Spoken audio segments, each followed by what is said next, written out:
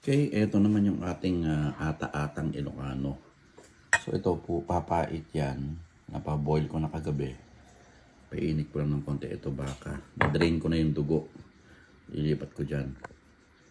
So unahin natin ay microwave natin ng konti ito. Dito. Ayan. Konting papait. Actually pwede na yan eh. Kahit po ng microwave kasi naluto ko na rin yan kagabi.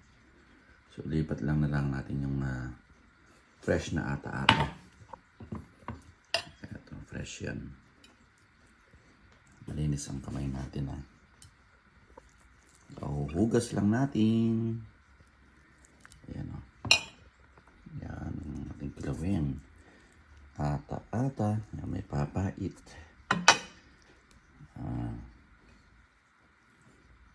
Yan ang ating tawag na aming Ilocanong papait.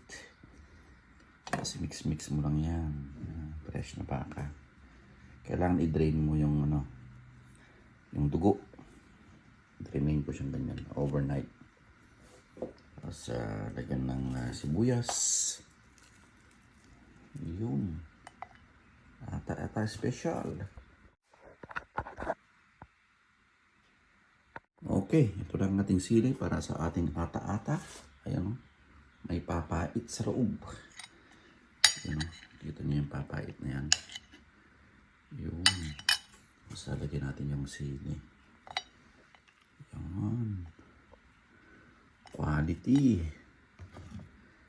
Yan. Yan. Yan. So yan ang tinatawag naming Ilocanong ata-ata. Tapos mix mo lang ganyan para pumasok yung kanyang lasa. Ayan o. Ang ata-ata. Lalaway na ako.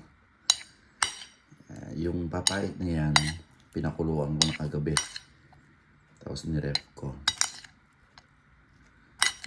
Nasa sa inyo kung gusto nyo lagyan ng kalamansi, konting asin, depende sa pangtimpla nyo, sa panglasa.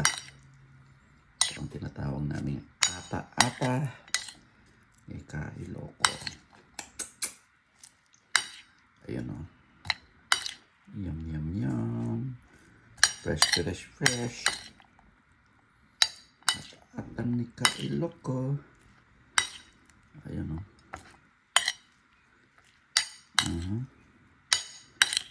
Ayos.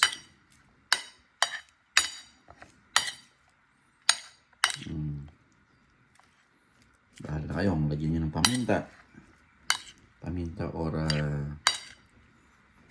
kahit anong gusto nyo ilagay. Pero wag suka, pangit pag suka. Kalamansi kung gusto nyo. Yan.